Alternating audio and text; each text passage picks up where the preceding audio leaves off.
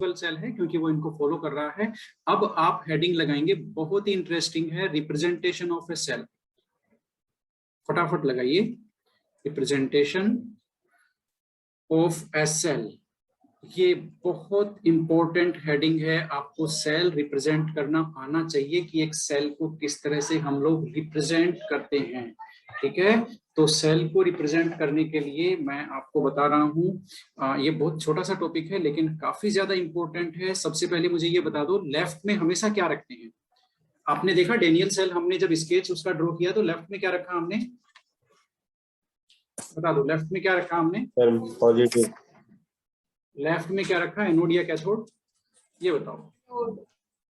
Anode हमेशा, yes, हमेशा ध्यान से सुन लो मेरी बात को। जब आप सेल का स्केच ड्रॉ करेंगे या आप सेल को लिखेंगे, उसका रिप्रेजेंटेशन करेंगे, ठीक है, हमेशा ही IUPAC वालों ने कह दिया कि आपको लेफ्ट में एनोड ही रखना है।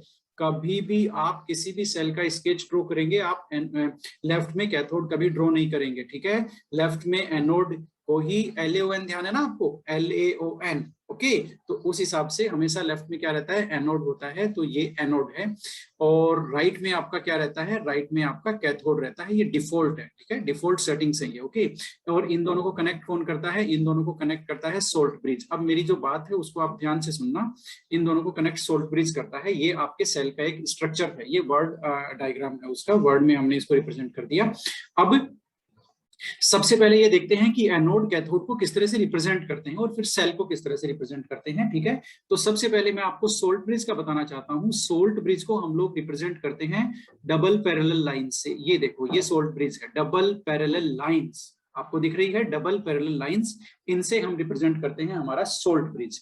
ठीक है ना? अब एनोड और कैथोड को किस तरह से रिप्रेजेंट करते हैं, तो ये बहुत ही ज्यादा इंटरेस्टिंग है आपके लिए। ये देखो, एनोड पर क्या रिएक्शन होता है, बताना जरा।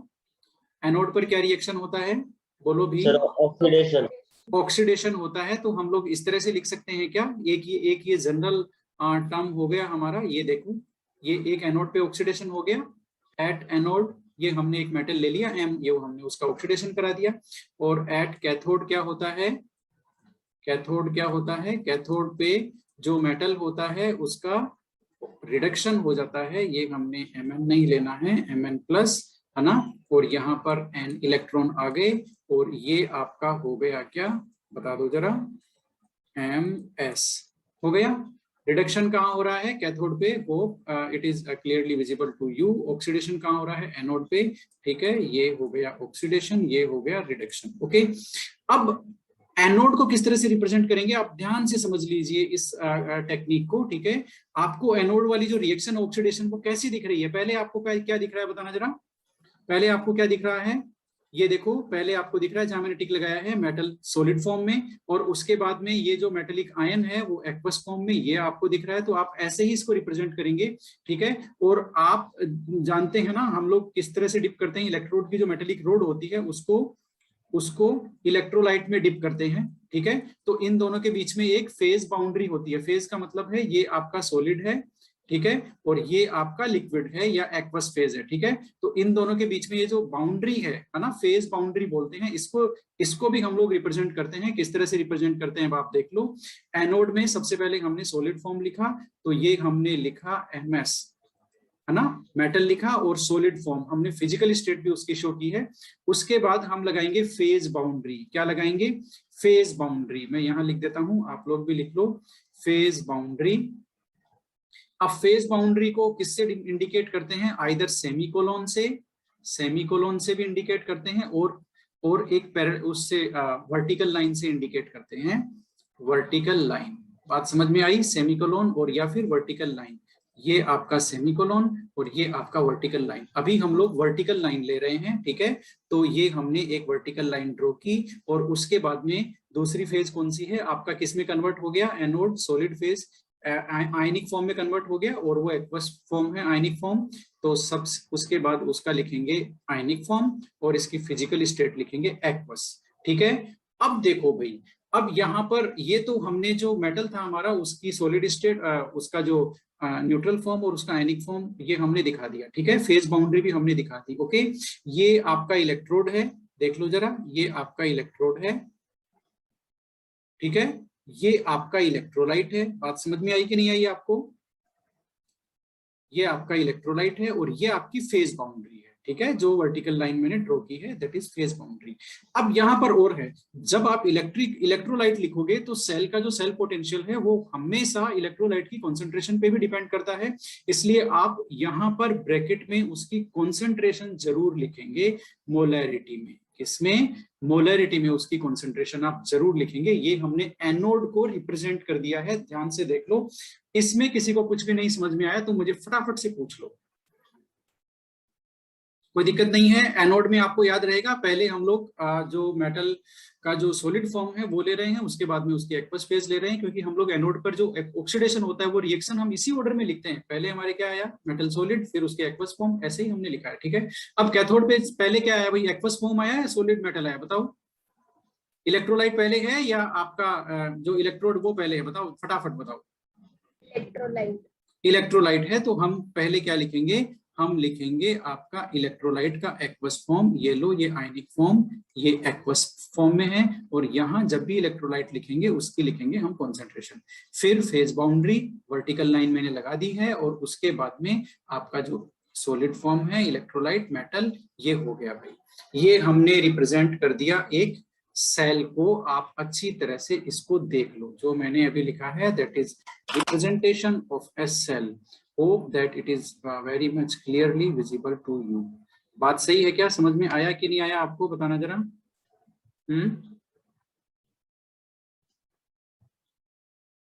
ये लो, अब दिख रहा है आपको होपफुली? यस, होपफुली अब ये ग्रीन मैंने कर दिया है इसको, ये आपको क्लियरली दिख रहा होगा। ये सेल का रिप्रेजेंटेशन है।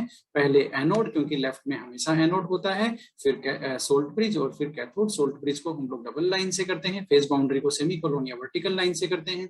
कैथोडिक रिएक्शन जैसे लिखते हैं रिडक्शन, वैसे ही वहां लिखते हैं। एनोडिक रिएक्शन जैसे वहां लिखते हैं, पहले सॉलिड आया फिर एक्वस आया। ये देखो, ये ट्रिक है जो मैंने बताई है ना, पहले किसको क्या लिखते हैं, ये ट्रिक है जो मैंने इनकी जो रिएक्शन है सेल रिएक्शन उससे कोरिलेट की है, ठीक है।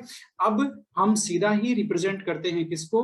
सीधा ही रिप्रेजेंट करते हैं हम लोग डेनियल सेल को। ओके, तो डेनियल सेल की जो रिएक्शन है वो क्या है, जरा देख लो। डेनियल सेल की रिएक्शन क्या है, अभी मैं आपको बताता हूं। ये आपके सामने है, Zn का होता है हमारे, इरेजर कहाँ गया, ये रहा इरेजर। Zn सॉलिड फेज में है, आप आपको समझते जाइए। कॉपर एक्वस फेज में है, इन दोनों की रिएक्शन हुई, रेडॉक्स रिएक्शन। Zn का ऑक्सीडेशन हो गया, वो एक्वस फेज में चला गया, और आपका कॉपर डिपॉजिट हो गया कॉपर रोड पे, वो सॉलिड फेज में चला गया। अब आप हमेशा ध्यान रखना, कॉन्सेंट्रेशन हमेशा साथ में लिखते हैं। ये हमने इसकी नेट सेल रिएक्शन लिख दी। आप एक चीज को ध्यान से देख लो, नेट सेल रिएक्शन में हमेशा फिजिकल स्टेट मेंशन करते हैं। इस चीज को आप लोग फिजिकल स्टेट ये हमेशा मेंशन करते हैं, किसमें? नेट सेल रिएक्शन में और सेल रिप्रेजेंटेशन दोनों में। ये देखो, हमने यहाँ भी सेल रिप्रेजेंट किया तो फिजिकल स्टेट हमने मेंशन की है कि एक्वस किसकी और सॉलिड किसकी है, ठीक है। जिसकी एक्वस है उसकी कॉन्सेंट्रेशन भी आपको बतानी पड़ेगी। ओके, तो ये है, और यहाँ भी यही देख लो, ये हमने अभी हमारे पास डेनियल सेल का नेट सेल रिएक्शन है ना। आपने कॉन्सेप्ट लिख लिया होगा कि नेट सेल रिएक्शन में और आपका सेल रिप्रेजेंटेशन में always mention physical state. Okay, without mentioning physical state आपके नेट सेल रिएक्शन भी गलत मानी जाएगी, और आपका जो सेल रिप्रेजेंटेशन है वो भी गलत माना जाएगा। ओके, ये डिफॉल्ट नॉर्म्स है कि आपको फिजिकल स्टेट एक्सप्रेस करना पड़ेगा। ओके, अब इसका सेल नोटेशन लिखते हैं, सेल नोटेशन या सेल रिप्रेजेंटेशन लिखते हैं। सबसे पहले हम लोग एनोड को लिखेंगे।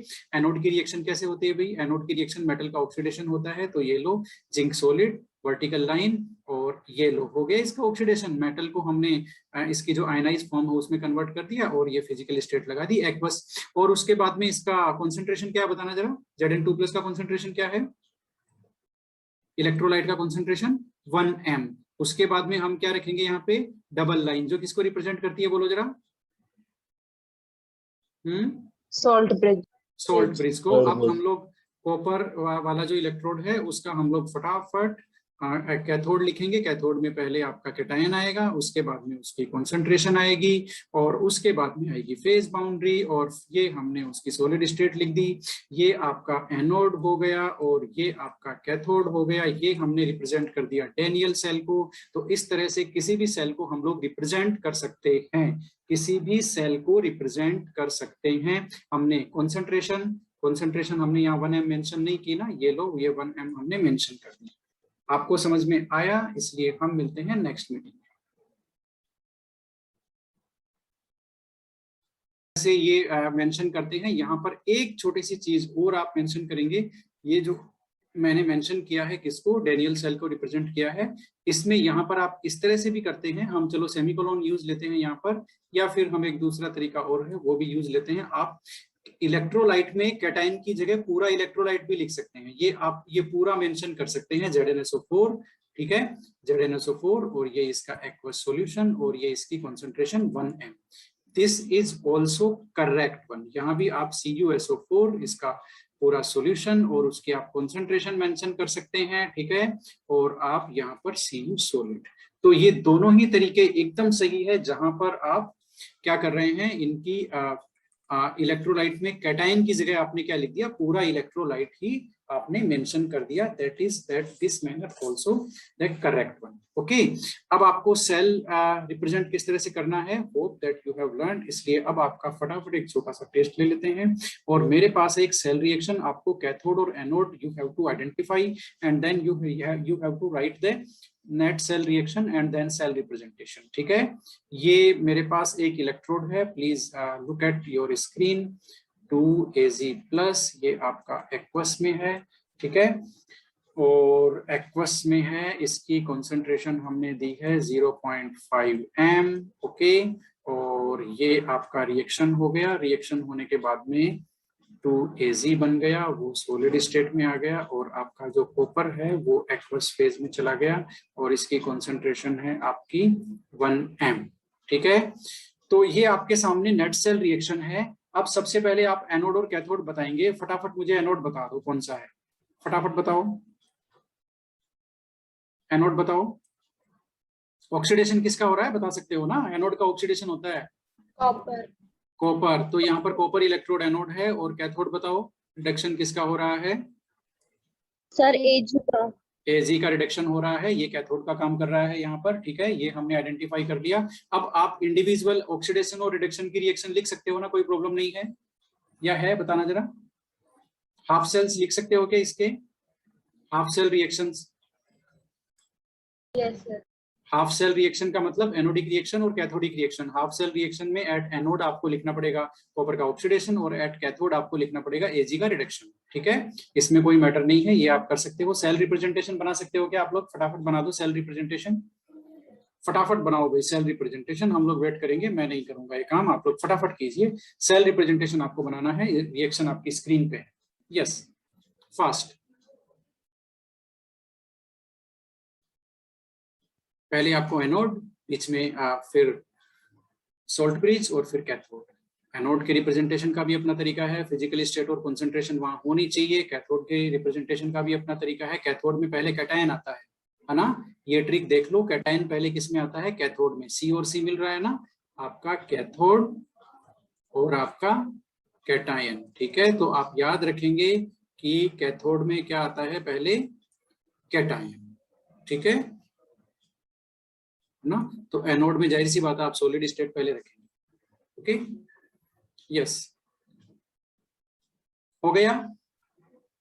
फटाफट मैच करना देखें। सबसे पहले हम लोग एनोड रखते हैं, तो इसका ऑक्सीडेशन होता है, ऑक्सीडेशन होगा, ये हमने लिया फेज बाउंड्री, और ये हमने बनाया Cu2+, और ये एक्वस फेज में है, और एक्वस फेज में इसका कॉन्सेंट्रेशन कितना है, 0.5m। उसके बाद में हमने लिया सोल्ट ब्रिज। सोल्ट ब्रिज लेने पर क्या होगा भाई, बताना जरा। अब ये कैथोड लिखेंगे ना, तो कैथोड में कैटायन को पहले लिखते हैं, तो कैथोड में कैटायन कैसे लिखेंगे, आपका Ag। अब यहाँ पर आपको 2Ag लिखने की जरूरत नहीं है, वो हमने केमिकल रिएक्शन बैलेंस किया है उसका है वो, ठीक है, वो यहाँ पर सेल नोटेशन में नहीं आएगा।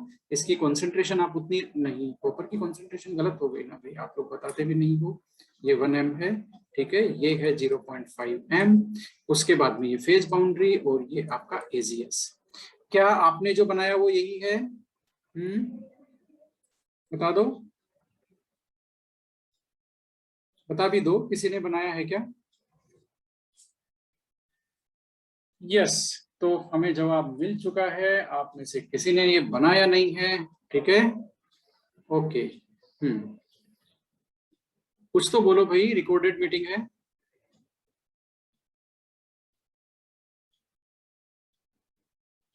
Yes sir. Okay okay, finally मेरे कहने के बाद आप लोग बोल ही गए। Very good, very good. Okay, तो अब मुझे देखो, आगे चलने से पहले मुझे ये बता दो, किसी को भी सेल रिप्रेजेंटेशन में दिक्कत है क्या? बता दो। तो बता दो, हाँ बोलो। सर ये कंसंट्रेशन हमें क्वेश्चन में गिवन होगा क्या? हाँ बिल्कुल गिवन होगा, बिल्कुल गिवन होगा, अदरवाइज हमें पता नहीं चलेगा इस चीज का।